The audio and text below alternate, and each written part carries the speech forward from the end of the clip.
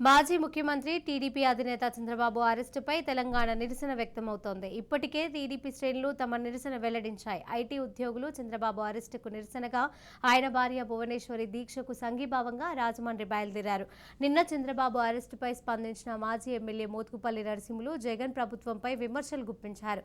Arrest అక్రమమని నినదించారు.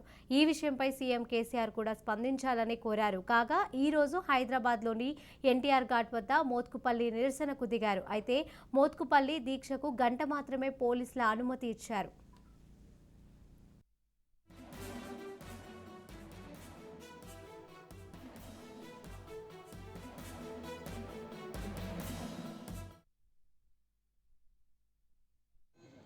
మరి భువనేశ్వరి గారిని అమ్మగారిని కలవడం అవకాశం ఉంటే చంద్రబాబు నాయుడు గారిని కూడా కలిసి వాళ్ళ కుటుంబాన్ని కూడా కలవాలనుకుంటున్నా, కలుస్తా.